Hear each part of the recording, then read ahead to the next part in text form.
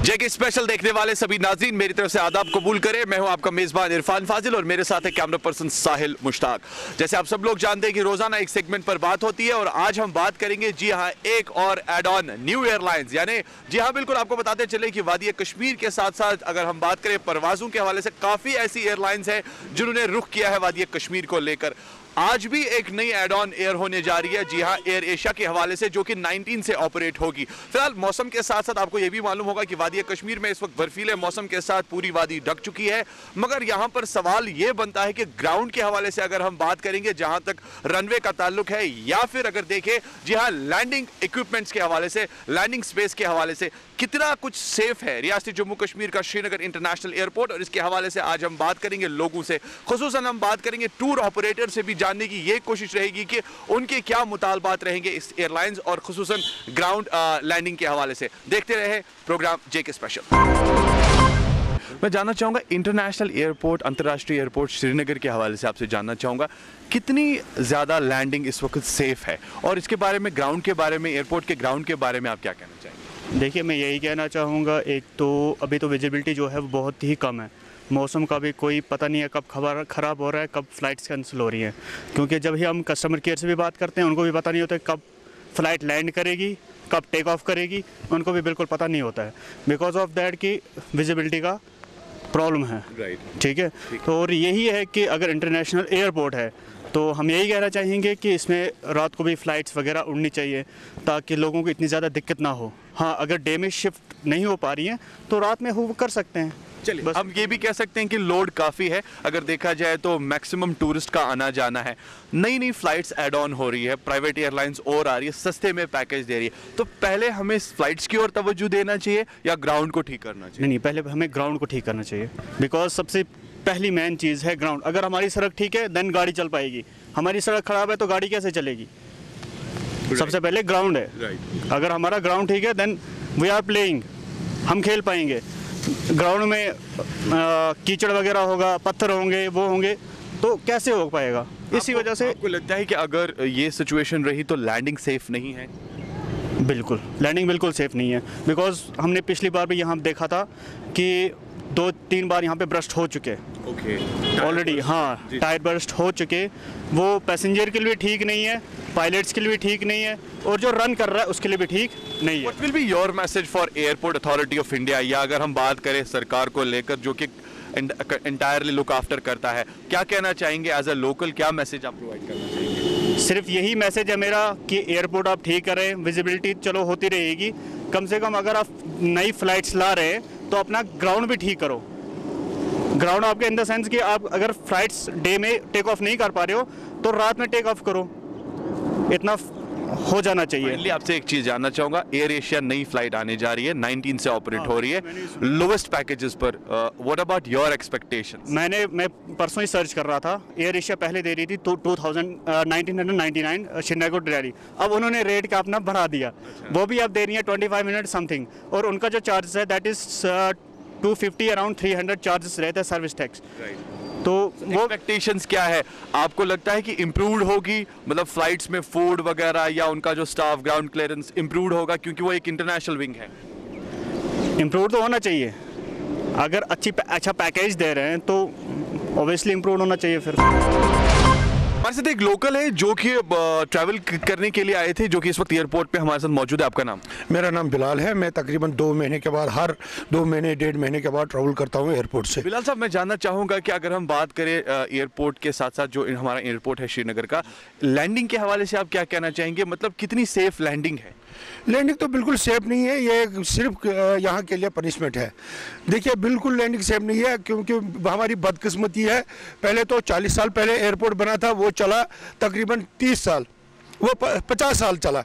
फिर उसके बाद पहले 4 साल पहले एयरपोर्ट नया बना, लेकिन हमारी बदकिस्मती है, ये पैसा कहाँ जा रहा है, वो 4 साल के बाद फेल हो गया। अब हमें फिर हमने सफ़र करना है, फिर इसको लगाना है टाइम, फिर इनको लैंड ढूंढना है, फिर एयरपोर्ट बढ़ाना है। फिर इसके लिए जगह ढूंढनी है, क्योंकि 4 साल भी ये नहीं चला। जो पहले महाराजा के ज़माने पे बना था वो फिर भी 50-60 साल चला।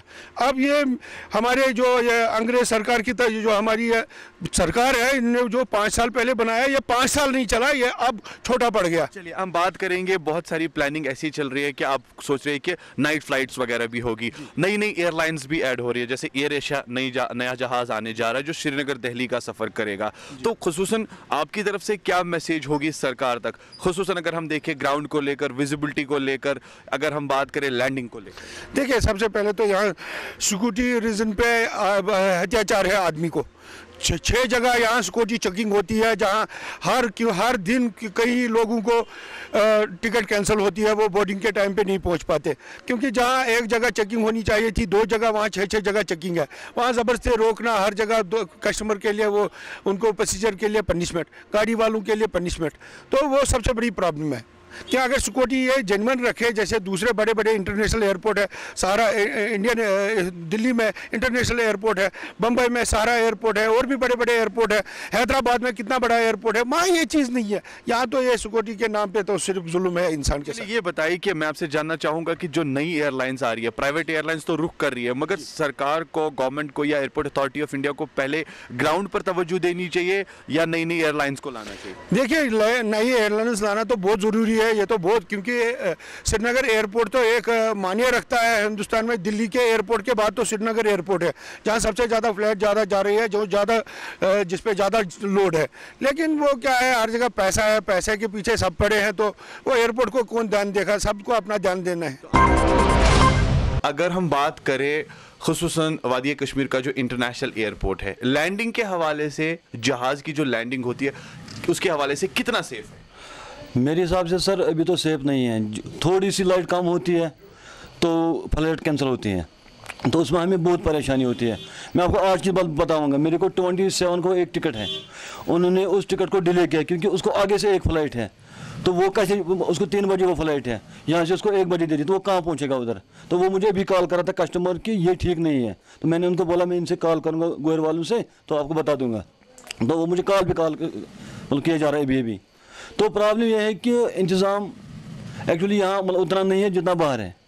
मामूली मौसम ख़राब होता है तो फ्लाइट कैंसिल होता है, हमें बहुत परेशान, हमें कस्टमर इतने परेशान करते हैं।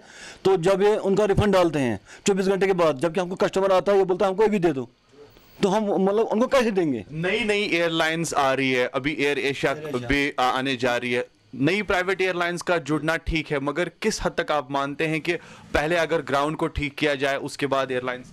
बिल्कुल बिल्कुल सर, पहले तो ग्राउंड को ही ठीक करना पड़ेगा। पहले तो ग्राउंड, जब यहाँ पर एक फ्लाइट आती है तो अगले फ्लाइट को रुकना पड़ता है पहले, तो यहाँ एयरपोर्ट में जगह बहुत कम है एक्चुअली, और मौसम भी यहाँ ठीक नहीं रहता, उसी वजह से बहुत प्रॉब्लम होती है हम लोग को। क्या रात को अगर हम बात करें, इस वक्त मुतालबात कुछ ऐसे भी, रात को फ्लाइट्स अगर कल आएंगी, क्या वो सेफ रहेंगी?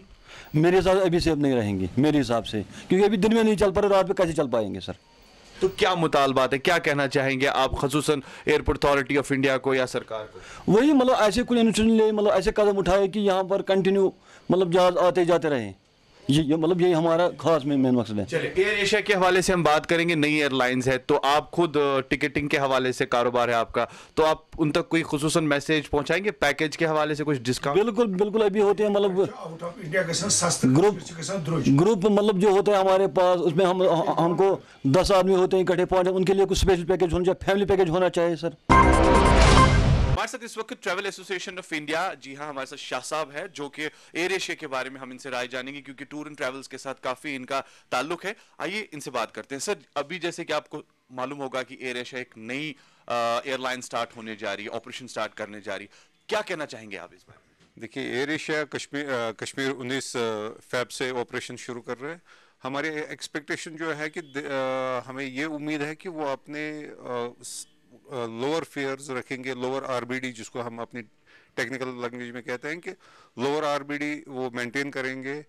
बाकियों की तरह सीज़न में ज़्यादा हाई फेयर्स नहीं जाएंगे, जो कि एक लोकल या टूरिस्ट की नज़र से बहुत ही ज़्यादा एक्सपेंसिव हो जाता है।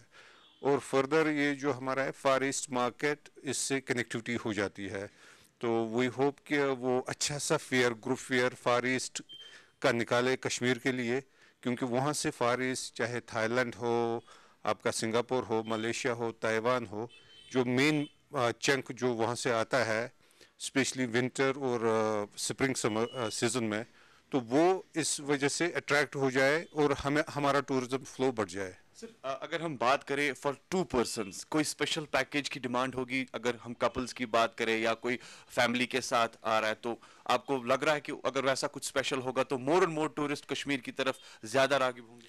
देखिए जनाब, जहाँ तक मेरी याददाश्त जाती है, उस टाइम तो मैं वैसे स्कूलिंग कर रहा था 80s में, जब लेट मुफ्ती मोहम्मद सईद टूरिज्म मिनिस्टर थे सेंटर में, तो गवर्नमेंट ऑफ इंडिया टूरिज्म ने एक स्कीम बनाई थी फैमिलीज़ के लिए।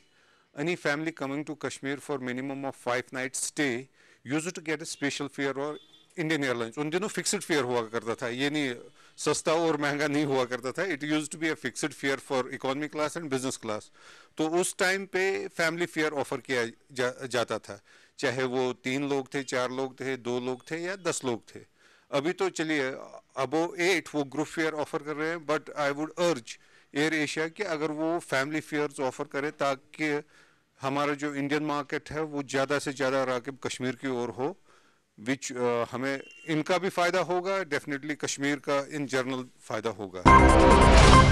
बात हमने की, जी हाँ, ग्राउंड की बात हमने की लैंडिंग के हवाले से, और खुसूसन हमने बात की प्राइवेट एयरलाइन जो ऐड ऑन होने जा रही है, जी हाँ, जो कि सफ़र करेगी अभी श्रीनगर से दिल्ली की ओर, यानी एयर एशिया के बारे में। नो डाउट आपने देखा कि टूर ऑपरेटर्स का है, उनका क्या मानना है, वो किस तरह के पैकेजेस डिमांडेड है उनकी, और खुसूसन हमने कुछ लोकल पब्लिक से भी बात की जो कि खुसूसन ट्रैवल करते रहते हैं, कुछ लोग वहाँ काम भी करते हैं। उनका ये मानना है कि पहले हमें तवज्जो देना चाहिए ग्राउंड को लेकर, यानी सेफ लैंडिंग के हवाले से जिस तरह से कैट सिस्टम है या फिर बाकी सारी इक्विपमेंट्स की ज़रूरत होती है, खुसूसन अगर विजिबिलिटी रेंज के हवाले से। मैक्सिमम विंटर्स की अगर हम बात करें, फिलहाल मौसम सरमा में आपने देखा बर्फीले मौसम में कुछ फ्लाइट्स अक्सर कैंसिल हो जाती है बिकॉज ऑफ नॉन विजिबिलिटी। तो इन सारी सिचुएशंस को इंप्रूव करना बहुत ही ज़रूरी है। उसके बाद अगर प्राइवेट एयरलाइंस का जो रुझान बढ़ेगा, डेफिनेटली बिजनेस में भी इजाफा होगा, मगर जहां तक लैंडिंग का ताल्लुक है उसे सेफ देखना बहुत ज़रूरी है। कैमरा पर्सन साहिल भट्ट के साथ इरफान फाजिल, गुलिस्तान न्यूज़, श्रीनगर, कश्मीर।